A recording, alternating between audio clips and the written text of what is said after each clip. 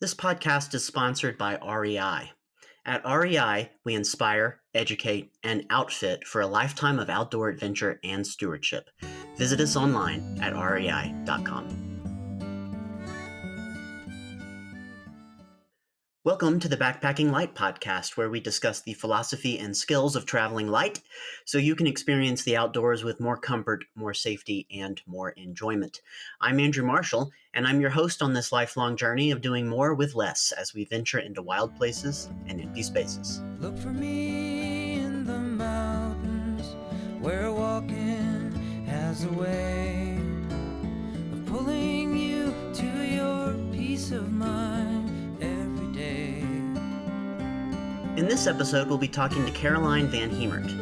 Caroline is an ornithologist who, along with her husband Pat, undertook a 4,000-mile human-powered journey from Bellingham, Washington to Kotzebue, a small town high above the Arctic Circle. Caroline's written a book about her journey, The Sun is a Compass, out now. The book weaves together a lot of threads: the path she took to get to the start of her journey, her relationship with her husband, her life as a scientist, her feelings about motherhood. It's a great read. Our interview covers all that and more, so just sit back and relax as we talk to Caroline Van Hemert about her epic journey. Caroline Van Hemert is an Alaskan writer, biologist, and adventurer. She holds a PhD in biology, and her research and expeditions have been featured by the New York Times, MSNBC, National Geographic, and more. She currently works at the U.S. Geological Survey Alaska Science Center and lives in Alaska with her husband Pat and their two young sons. In 2012, she and her husband undertook a 4,000-mile human-powered journey from Bellingham, Washington, to a small Alaskan town high above the Arctic Circle. The expedition is the subject of her new book, The Sun is a Compass. We're totally stoked to have her on the show. Caroline, thank you for joining us on the Backpacking Light podcast. It's my pleasure. Thanks for having me. Okay, let me see if I have this right, and feel free to jump in and correct me because there's a lot to introduce you here. So you started in Bellingham and you navigated the Inside Passage and rowboats until you were north of Juneau. Then you crossed the Coast Mountains on skis and canoed the Yukon River north to Dawson City. Do I have this right so far? That is, yeah. We used skis and pack rafts to get over the Coast Mountains. Small detail, but... Okay, and then from there you hiked to the Wind River and you pack rafted downstream until you reached the Mackenzie Delta on the coast of the Arctic Ocean. You moved west along the coast, alternating between hiking and pack rafting depending on conditions, hopscotching along barrier islands and channels. Is that right? That's right. Yep, we were doing that kind of pack rafting, hiking through the Wind River area as well, so all the way to the coast. So then at Barter Island, you returned to the mainland and you hiked south and west through the Arctic National Wildlife Refuge, the gates of the Arctic National Park, the Brooks Range, and the Noatak National Preserve. You hiked over some more mountains to the Noatak River and you canoed it to Kotzebue, where your journey ended. So that is quite an adventure. Did I miss anything? I think you got it covered, more or less, yeah. So you don't have to go into a lot of detail. That's obviously why you wrote a whole book. But just for some context, can you briefly walk us through your career path and maybe just a little bit of your background and childhood and tell us how you ended up on this incredible expedition? Sure. So I did grow up in Alaska, so I definitely was familiar with the state from a young age. And in the years preceding the trip, I was finishing up a PhD in biology. And I was studying this unusual cluster of birds with really grossly overgrown beaks, chickadees and other resident Alaskan birds. And I started off in this field because I love the natural world and I'm fascinated by birds and other wildlife. And soon found myself in this graduate degree spending a lot of time staring through a microscope and studying birds in cages in a laboratory and starting to question a bit why I was doing what I was doing and how committed I really was to research in the first place.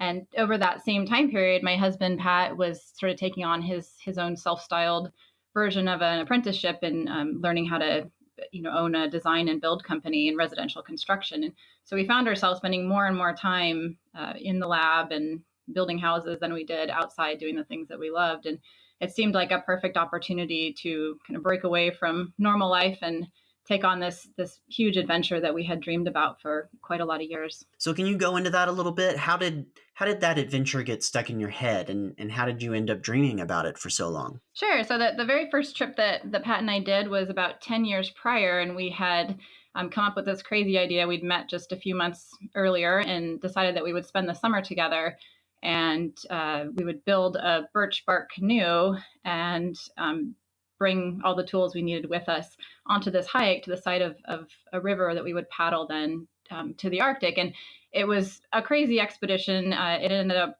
working for the most part, but we didn't find any birch trees. So we built the canoe out of spruce trees and almost starved on the riverbank, but we made it. And it was a really formative experience, I think, for us individually and then also as a couple. And so at that time, we kind of committed to ourselves and to each other that we wanted to do something like that on an even bigger scale.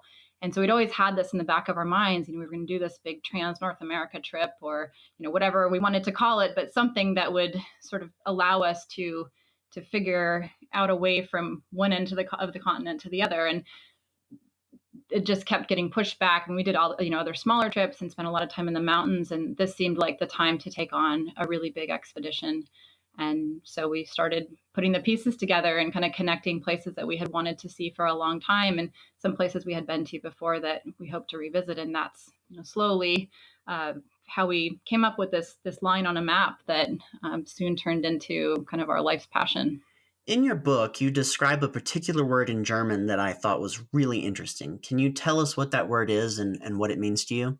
Yeah, absolutely. So I apologize to any native German speakers. I'm probably not pronouncing it just right, but it's Zugenruhe, and it means migratory restlessness. And it's a term that's used in reference to birds, usually in the springtime, as they're kind of preparing for their various journeys across the globe. And the way that it's typically described is wing fluttering, general kind of anxiety and restlessness, inability to perform normal things like eating and sleeping, and just kind of disruption to normal activities. And that's exactly how I felt leading up to that trip, especially because I had been stuck in the lab for so long and was feeling increasingly restless in terms of my research, and just seeing the reality that I wasn't 20 anymore, and was starting to kind of have some finite end to at least the kinds of trip that we were interested in doing on that scale. And so I think Zugenruhe was kind of a bit of my mantra at that time, that I was restless, and like the birds, I needed to go. Yeah, I think probably a lot of our listeners can relate to that feeling of restlessness. It's really intriguing to me how you took this bird behavior and you found a parallel for it in your own life. Yeah, and I guess I'd say that I've learned over the years that when I hit kind of a stopping point, whether it's in writing a book or thinking about an adventure, or being stuck in other ways in my life, that if I can turn to birds, I often find some way through. And this was one of those cases where the parallel between birds' lives and my life was quite apparent. So. This trip was a huge logistical undertaking. How long did it take you to get ready for it once you had definitely decided you were going to go? Yeah, I would say, over the course of a year, we were pretty actively planning for it. But the reality was we both had a lot of other commitments at that time. And so a lot of the planning was happening, kind of late at night, or a little bit here, a little bit there. I mean, the 6 months leading up to it, we were spending a lot of time planning, again, balancing work and school commitments. But yeah, it took a lot of time and a lot of effort, no doubt about it. Everything from, sorting oatmeal into little Ziploc bags, hundreds and hundreds of bags of oatmeal, to trying to figure out on a really big scale how we were going to get from point A to point B when there was no information out there to really guide us. What aspect, as you looked forward to what you were going to undertake, worried you the most? And I'm curious as to if those worries turned out to be accurate or not. Yeah, so I think there's two parts of it, at least for me. There was kind of the psychological part of, how do you go from being completely enmeshed in whatever you're doing? And for me, it was research and this PhD I was trying to finish, and things going on with my family, to dropping it all and mentally shifting to something that would require sort of singular focus, and no communication, no email, no social media, any of that stuff that we get so accustomed to having in our lives. So I think that was one piece of it. And then the more sort of technical, logistical piece that was really intimidating was the fact that we were trying to cover ground that we knew almost nothing about. And there just, there weren't trip reports out. It wasn't so much a matter of trying to plan, say a through hike on a trail where we at least had some sort of route guide or information from other travelers as to what to expect and how to prepare ourselves. It was These were places in really remote locations that we were trying to connect the dots across a very large scale. And so we could focus on some of the minutia of, how many calories did we need per meal per day, and how many, days were we hoping to accomplish this in. But the reality is we had no idea how long it would take us to get between some of these destinations. But we had to make some pretty educated guesses because we mailed everything to ourselves in advance. So all of our resupplies had to be sorted out through, U.S. Postal Service and Post Canada. So we were shipping things ahead of ourselves, and hoping that we were getting our calculations as correct as we could. But, for example, on the Arctic coast, we didn't know if it would be feasible to be walking along these long spits and gravel bars, or if we'd be having to boat, and if there'd be pack ice, and just a lot of really big questions about whether what we were doing was feasible. And there were certain things that we couldn't answer in advance. Did you discover any tools that at least could give you an idea? I know that some people use CalTopo, Google Earth, things like that.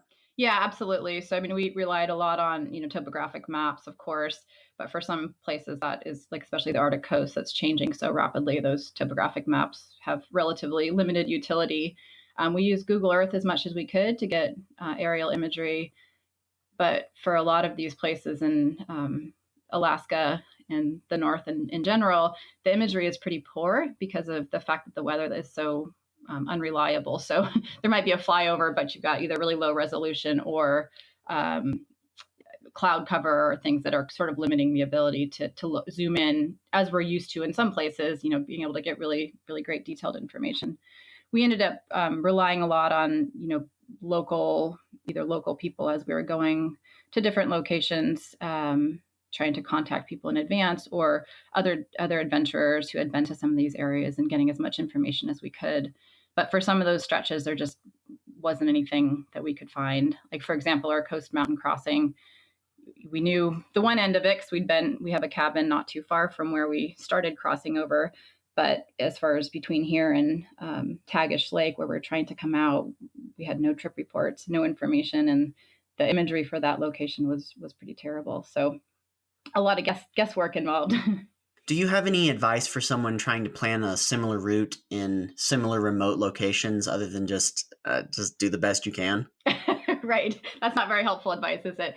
I think, what you mentioned is key. Just the using as much. There's so much imagery available now, and it's improving every day. There's a Gaia program that allows an interface between the satellite imagery and topographic maps that I think is really useful. We didn't actually have that on our trip, in part because maybe we're a bit behind the times on it, but I think also a lot of that technology was just sort of improving really dramatically each year. So I think, relying on the imagery as much as possible. And then I spent a lot of time tracking down local contacts and places we went in advance, and that was hugely helpful. There's just only so much you can get from looking at a picture compared to talking to somebody who's been there. So, in your head, what makes for an elegant route? I think an elegant route for me is one that is ultimately simple. So using the minimal amount of tools you need to get from point A to point B, and also one that sort of allows you to follow the landscape's natural contours. So if you're trying to travel through a river valley rather than having to side hill back and forth, ideally you're able to boat down that river. Or if you're crossing over a mountain pass, sort of finding the logical weakness in a mountain range, and allowing the landscape to guide you rather than always sort of fighting terrain. And I think, one tool that allows that in Alaska and in places where there are not many roads or bridges or access points are pack rafts. They're really an incredible tool that I'm sure many of your listeners are familiar with, but they take on a special usefulness up here, where it's not always feasible to connect drainages or big watersheds without some ability to take advantage of traveling by water. And so that was one that we used a lot on this trip that was really critical. Yeah, so let's jump into that a little bit. Remind us one more time how many different modes of transportation you used. Sure. So we started in rowboats, and then we transitioned to skis and pack rafts to get over the Coast Mountain Range. And we used a canoe to get from Whitehorse to Dawson, and then went back to pack rafts and hiking again for most of the rest of the journey, all the way to the Noatak River, where that was the one location where we had air support and had a foldable canoe flown into us, and we canoed that last stretch of the river. Why was the human-powered element of this so important for you? Like, why didn't you just go upriver using an outboard motor? Yeah, well, maybe that's where the elegance comes in for me. That a big part of the challenge in all of this was how do we get from one destination to another one very far away, all by our own power. And I think some of it is connecting to the landscape in ways that feel really organic to me. Another one is just the physical challenge of it, that it's quite a feat to move yourself across the landscape in the same manner as an animal or a bird, although we didn't have the luxury of flying, of course. But so I think that was a really key part of it for us, that we didn't want to have to rely on any external sources of power besides our own. So which one of those modes of transportation was the most physically challenging? That's a good question. I would say rowing to start off with, in large part because when we started the rowing trip, we had never rowed those boats before. They had actually never touched water before they arrived on the first day of our trip. That wasn't by design. It was sort of a reality that came to fruition because we had decided previously that we wanted to row rather than kayak, partially because we thought they would be more efficient, which they were, and more stable, which they were.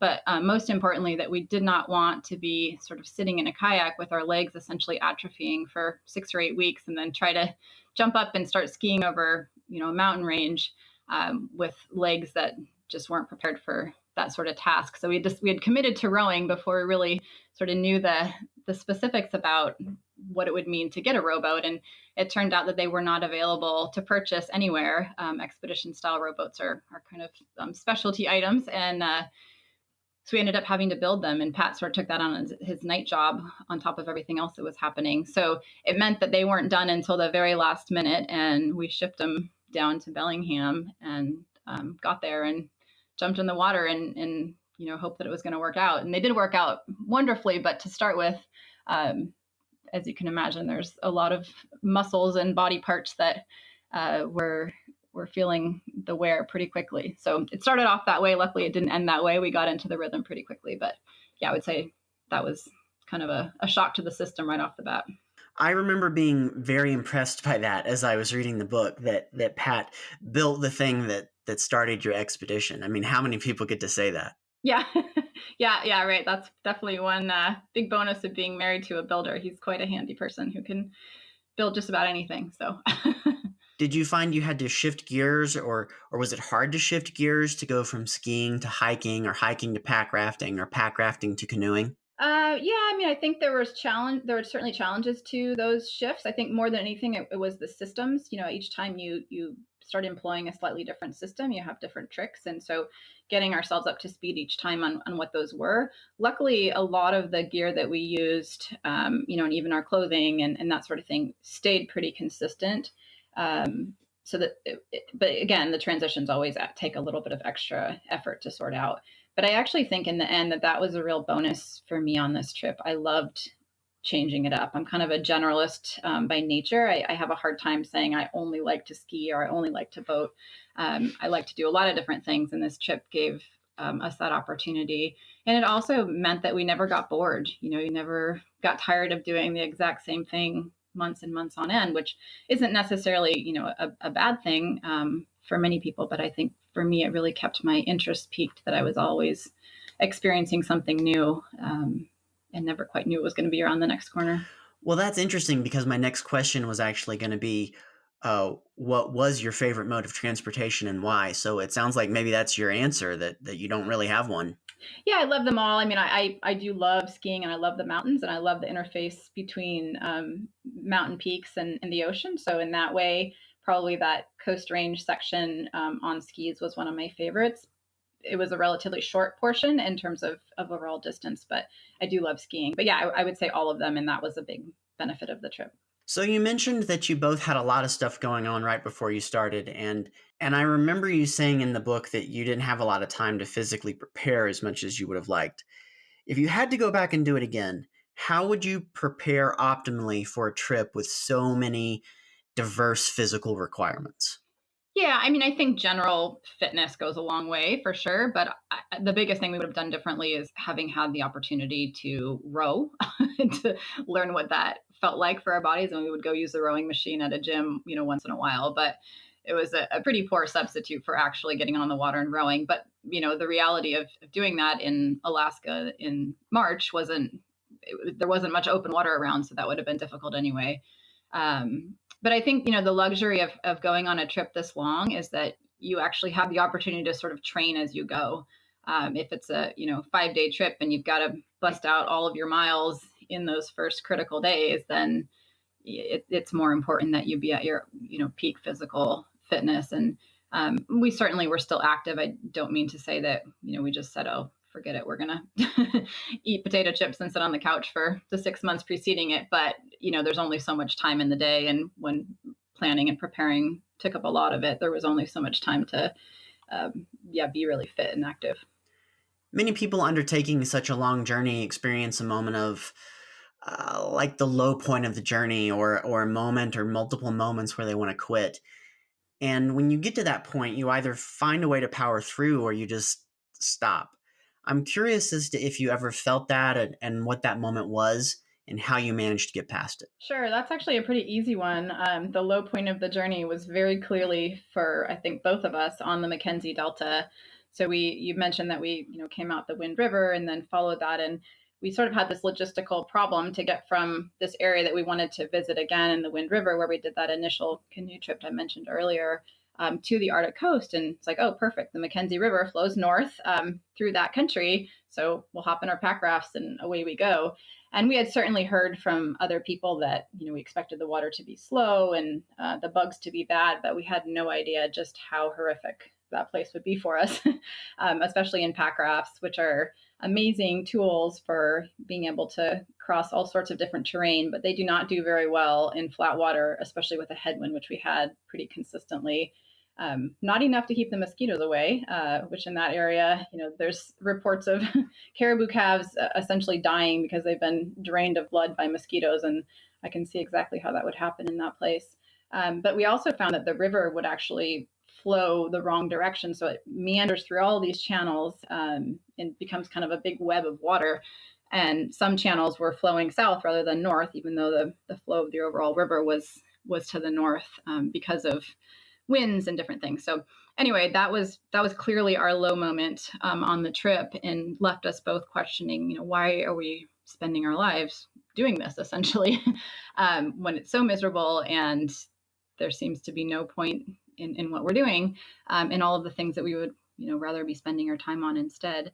And I think one sort of downside, but also a blessing of these wilderness trips, is that the reality is it's very difficult to get yourself out of a situation once you've gotten into it. So, we're in the middle of the Mackenzie Delta, and short of calling for a rescue, which we had no real basis for, there wasn't any way out. And so basically the only choice was to endure.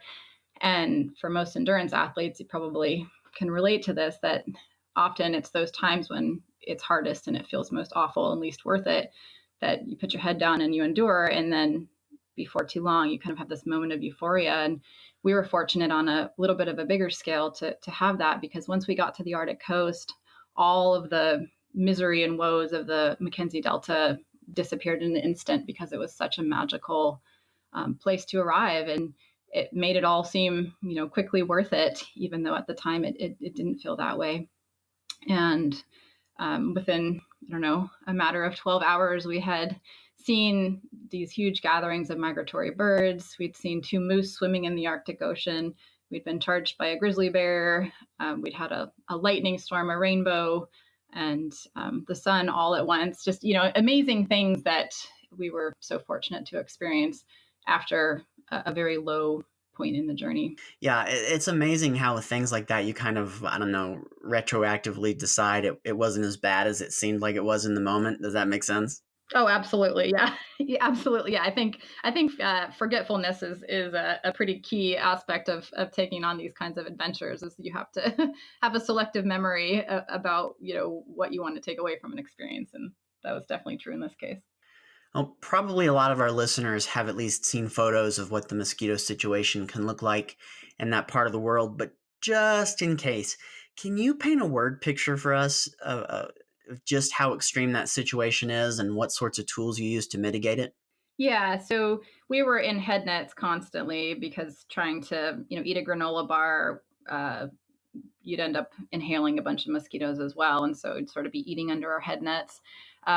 We stopped cooking meals altogether. We were using fire, which I can talk about a little bit later, for a lot of our cooking in the Arctic.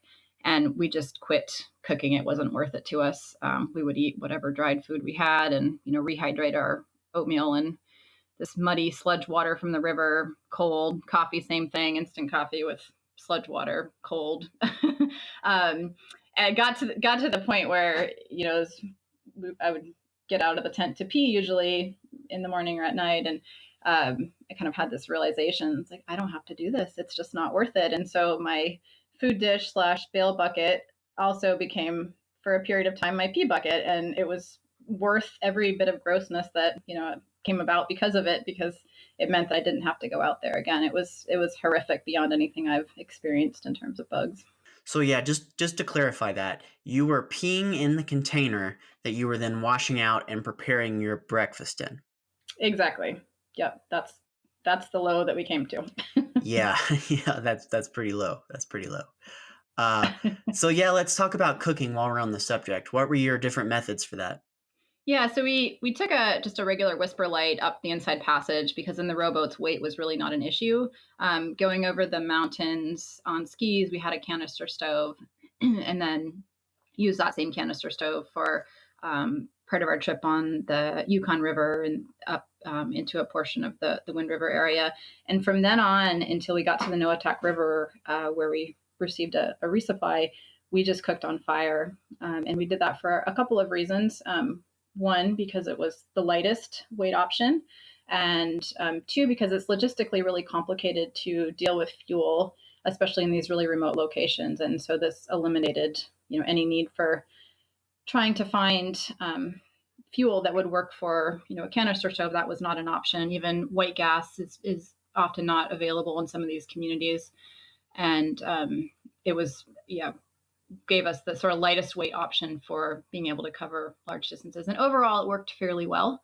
I mean, certainly there was times when it was pouring rain that I would have loved to have a stove, but the fire did work for us. What piece of gear did you find to be the most indispensable? Yeah, I would say one that isn't so much a piece of gear for the trip itself, but leading up to it was a little mail scale, and we weighed every single item that we either wore, ate, or carried with us on the trip. And I know probably many of your listeners are in that same habit, but it is amazing how, being faced with a number value to each item that you think you dearly cannot leave behind does force a certain amount of reckoning and really kind of keeps you as light as possible, which for us was absolutely critical. If we weren't able to move quickly through these landscapes, we just couldn't move through them at all. Because the distances were so large and the seasons are relatively short up there. So the mail scale was essential in getting us ready for the trip. And I think related to that, one of the most essential pieces of equipment is that little yogurt container that I mentioned earlier. And I think for lightweight backpacking or travel in general, any opportunity to have a multi-purpose piece of equipment goes a long way in reducing weight and increasing efficiency. And so, something that you could easily get at the grocery store and I could replace if needed was, what I would eat in it was what I would use for my bail bucket that I needed for pack rafting. And when I really had to, I could pee in it too. So things like that. I think also another really simple piece of equipment that was pretty critical for us using fire as our main cooking method was Pat welded a heavy gauge piece of wire into a little cook pot holder that we could put over a fire. So we didn't need to have a big raging fire. We were very careful to be low impact and always make sure our fire was out and all signs of it were removed. Typically try to do it below the tide line or below the river line. But that little pot holder saved us a lot of time and a lot of potentially spilled food and spilled water and hassle and mess. And was really essential for us.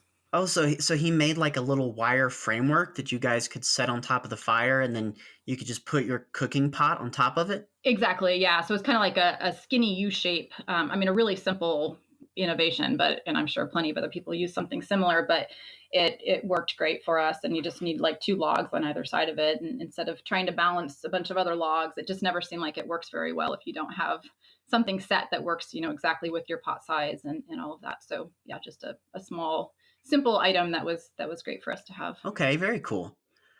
Did you end up leaving anything behind that you regretted? I mean, other than, I left my favorite pair of gloves somewhere that I didn't intend to, there weren't too many of those kinds of things. There were times we sacrificed weight in reading material. So I generally didn't carry a book, which there were times that I really missed that. But yeah, I can't think of anything offhand that was like, oh, shoot, that's the one thing that we really needed. Do you remember as you were hiking or skiing what the general weight of your pack was?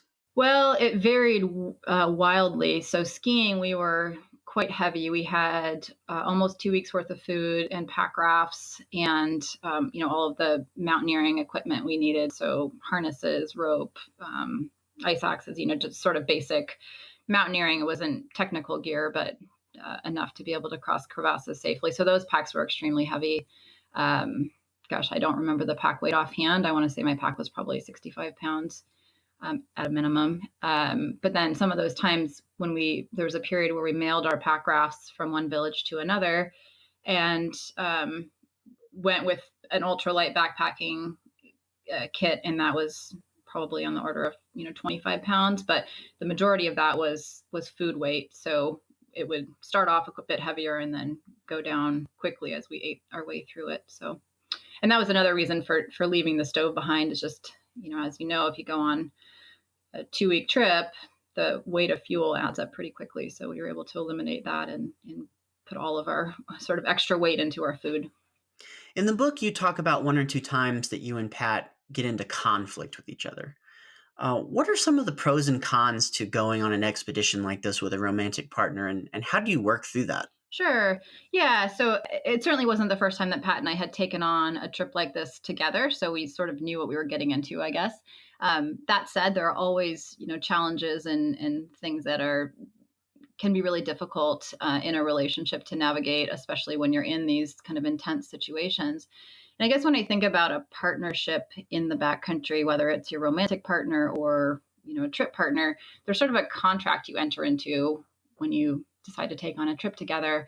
And partially that's because you have to have this really deep level of trust in the other person. And it's not just you trust them to keep you safe or you trust them to make good decisions, but you also trust them to be there for you, at your strongest moments and at your weakest moments, because the reality is you are going to see each other in some of the most vulnerable positions. And, you want somebody who's going to stand up and be there for you when you need it. And I think that's really a huge bonus to doing a trip like this with a romantic or, life partner, that if you can share that bond and be that partner to the person, it's a really remarkable experience. And I mean, I've also had similar experiences with very good friends or, trip partners. And you walk away feeling like this person is the greatest, there's nobody else in the world I want to do this more with. And that's certainly true most of all for me with Pat. And so overall, it's been a really huge part of our relationship, really the foundation of it. That said, I mean, there's plenty of moments where things aren't rosy and, we're frustrated with each other. And I think those come about largely, at least for myself, when I am struggling personally, it's most easy to take that out on the person you're closest to, which in this situation certainly was Pat. And so there's one moment in the book I describe where Pat kind of sneakily takes one of my food bags and shoves it in his pack. And, as we're packing up, hoping that I'm not going to notice. And it was, so insulting to my confidence. And I was just absolutely irate. And from Pat's perspective, all he was doing was, helping out a little bit. He thought that his food bags were lighter than they needed to be, and mine were a little bit heavier. So the logical thing is to balance the weight. But I saw that as a real affront to, my competence, and it sort of transpired into this large argument that lasted the better part of a day.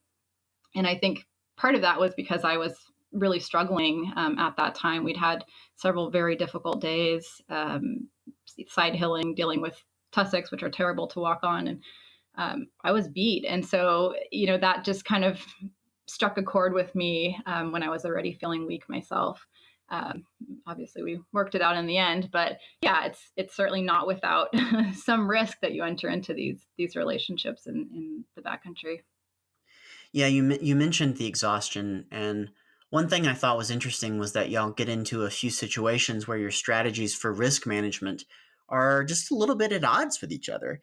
Pat seems like he has a tendency to kind of push into situations, and you seem a little bit more intuitive.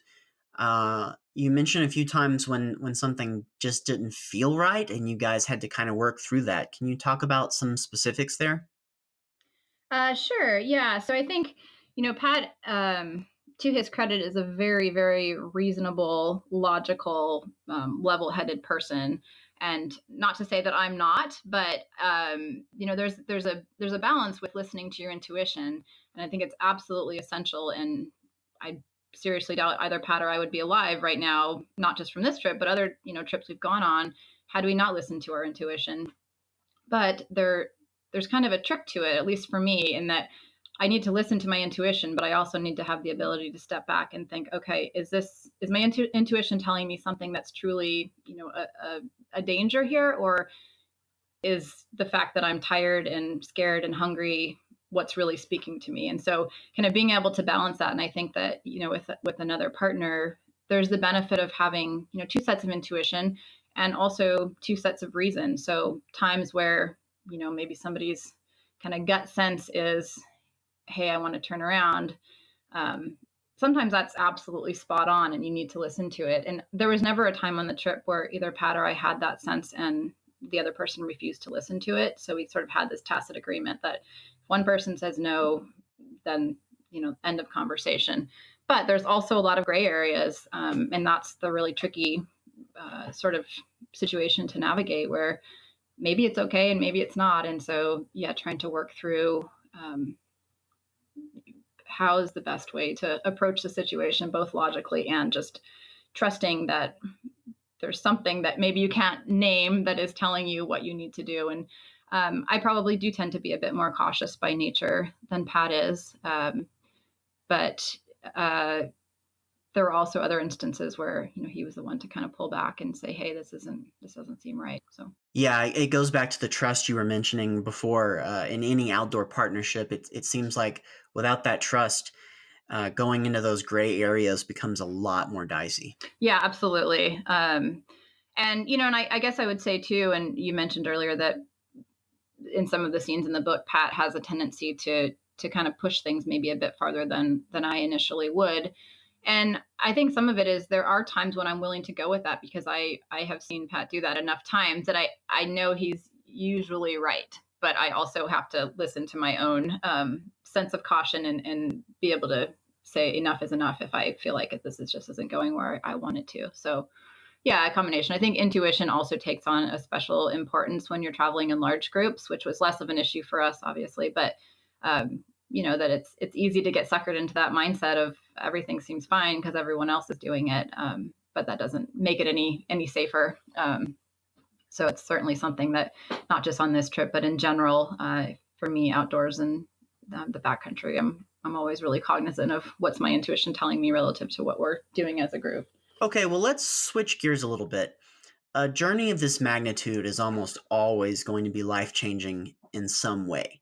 And your life was kind of in flux even as you were leaving to undertake this. One of the things is that your nephew was born while you were on this trip, and your father was actually diagnosed with Parkinson's shortly before you left. How do you handle knowing that you're going to miss big, significant family stuff when you embark on journeys like this? Yeah, it was hard to leave, no doubt about it. My sister was due with her first child, and that was a really big thing in my family and for our relationship. We'd been really close for a long time, and as you mentioned, my dad had this really serious diagnosis, and I think as a family we were still trying to figure out how to come to grips with it and how to talk about it, and so it felt like a difficult time to leave. But in the end, I actually think it was probably one of the best things I could have done for my relationship to my family. And not so much because we needed space from each other, or because, the whole absence makes the heart grow fonder, but because it forced me into a place where I had sort of the time and the awareness to really think carefully about my relationships, and gave me the opportunity to communicate with family members in different ways than I did on the day-to-day kind of busy, hey, how's it going? Interact with each other, in the context of everything else happening in our lives. So I sent more emails, wrote more letters. I spoke to my dad pretty commonly on the satellite phone, and he ended up kind of taking on this role that was really special to our relationship, and that he was our primary sort of logistics go-to person. So if we had a problem with anything, a food resupply not getting where we needed it to, or question about the weather, or route, or whatever, he was the person that I turned to. And he had been that person for me growing up. And so it was pretty cool to kind of have a chance to, say, hey, Dad, I need your help, and have him be there for me in all those ways. And it also kind of erased anything that was going on with the Parkinson's at the time. And he actually showed up in Kotzebue on the day that we ended our trip. And that was, one of the most meaningful, emotional moments on the entire journey. And I'm so thankful in some ways that I left, because I had the opportunity to share that with him. So yeah, I think, in the end, it was actually a real sort of gift to have that space to get to know each other, and spend time together in really special ways, even though we were physically very far away. Yeah, that's really special. And you mentioned the space, and I think that's the gift that the wilderness gives us. I believe that it doesn't intrinsically solve our problems, but it does help us kind of find the space to help ourselves. You also made some career decisions in the middle of all this. Is that correct? Yeah, that's right. So like I said, I was, kind of started this trip not sure where I was headed with research, and, so enmeshed in trying to accomplish these goals with my PhD and everything else, that, I again did not have that mental space to be able to think through what's next and what do I even want. And fortunately, the trip sort of allowed me to interact with the natural world and with birds and the things that had drawn me to field biology in the first place, enough that it kind of rekindled my love for biology and for science. It also helped me realize I had been offered midway through the trip, or actually early on the trip, a postdoctoral fellowship at Princeton through the National Science Foundation. And it sort of seemed like one of those opportunities that was too good to pass up. But luckily, I think anyway, on the trip, I realized that was not the right fit for me, that leaving a place I loved more than anywhere in the world, to fly across the country and spend several years trying to model birds' beaks from a mathematical standpoint just wasn't going to make me happy and wasn't going to fulfill my personal or professional goals. So it made it a lot easier to say no to something that otherwise would have been really, really enticing. In the closing chapters of the book, and I suppose the last few thousand miles of your adventure, you begin to really examine the ramifications of motherhood, how it will affect your career, your relationship, and your life as an adventurer. And in the years since, you've started a family. So can you speak to how all these things have panned out? Sure. Yeah, it changes everything. There's no doubt about that. And it was a hard decision to make as a couple, to become parents. And I certainly have no regrets, but there was a period where it was difficult to figure out, how do I shape my identity, which has been so tied up in spending long chunks of time in the wilderness, either for work or for, adventure trips, when I have much more limited mobility. And there's a good 4-year period. I have 2 boys who are 2 and 4 now, where I was either pregnant or breastfeeding for a lot of that time. And so just physically, I was limited in what I could do. Luckily, I was able to get my fitness back fairly quickly, so that wasn't so much of an issue. But just in terms of being able to get away and to do the trips that I love, both alone and with Pat, was much more challenging. I mean, I was going on ski trips with a breast pump, and it's just something that's not quite the same about that as there was before. But that said, I mean, it we've now sort of transitioned into a phase where obviously the kids are far from self-sufficient, but it's not as difficult for me to take on, some of these adventures like I used to.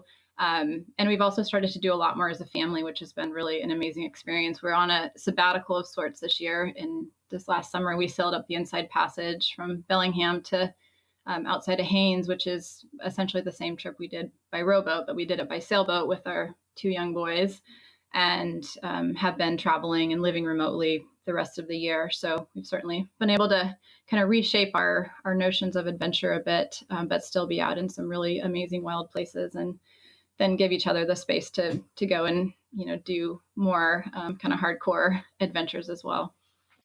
So is that the tip for young parents then who want to include their children on their adventures? Is it a recalibration of expectations? What's your advice there? I think absolutely. I think there's something to be said for including children on adventures. You can't do all the same things that you used to. I think for me, it's also critical to have time alone to do push things the way that I want to push them without, sort of dragging your kids along into situations that aren't going to work for anybody. But yeah, absolutely recalibrating. And I mean, in some ways, being around small children, and I imagine older children, allows you kind of the same thing that these wilderness trips do, in that it forces you into the present and forces you to look at kind of what's in front of you instead of always, be thinking about the next greatest thing a week from now or a month from now. And kids are very, very much in the immediate. And that's a real gift if you are in a position to be able to enjoy that. That is really good advice. And this has been such a great conversation. I just have one last set of questions for you, and it's kind of just about the writing process. How much time went by between the end of the expedition and when you started working on the manuscript? Yeah, not very long, honestly. I had journaled pretty religiously along the trip. And a lot of the journal entries ended up being useful for fact checking, but not so much for the actual book itself. But I started to write fairly soon after, but I think it was so soon that it was difficult for me to sort of put the experiences in the context of what it really meant. And so I started just in a very travelogue style, writing down what happened, the moments and experiences that were especially memorable, and kind of trying to get the details down. And then over the course of the next several years, it sort of took shape into something that was a book rather than just a series of moments. That said, it's been a long and arduous process, no doubt about that. For anyone who's familiar with the publishing industry, it's not an easy road for sure, but it's been a really rewarding one for me. Well, congratulations on getting it across the finish line. It's quite a feat. Do you have any advice for aspiring adventure writers or travel writers who might be working on a project? Yeah, I think, it sounds really trite, but don't lose hope. It is an incredibly isolating process at times. And I think finding other readers and other writers out there is really, really helpful. And I've been amazed by how generous writers are, kind of by nature, that people are really excited to share with each other, and have been really helpful to me. So I think reaching out to other people and getting, other views on what you're working on can be critical for moving the project along from, kind of when it's stuck in your own head and can't see beyond how the book's going to open or how it's going to end. Getting somebody with fresh eyes goes a long way in moving it forward. Well, Caroline, thank you so much for joining us on the Backpacking Light podcast today. Where can people find you online? You can find me at my website, which is carolinevanhemert.com. And I'm also on Instagram and Facebook, and would love to meet you there. Caroline Van Hemert is a scientist, author, and adventurer. Her book about her 4,000-mile human-powered journey is called The Sun as a Compass, and you can find it on Amazon or wherever books are sold right now. Caroline, thank you so much once again. Thanks a lot. I really appreciate it. Well, that's going to do it for this episode of the BPL podcast. This podcast is brought to you by backpackinglight.com, which has been providing information and education about lightweight wilderness travel since the year 2000. If you have feedback, questions, or tips for our listeners, please share them via email at podcast@backpackinglight.com. You can download the show notes for this episode by visiting backpackinglight.com/podcast. This podcast is available on iTunes, Stitcher, Spotify, Google Play, SoundCloud, and YouTube. Leave us a review. It really does help other people find the show. Thanks for listening to the Backpacking Light podcast. I'm Andrew Marshall, and if I can leave you with one parting message, it's this: pack less, be more, because lighter is better. Be well, everybody. So I shoulder my backpack, walk away from the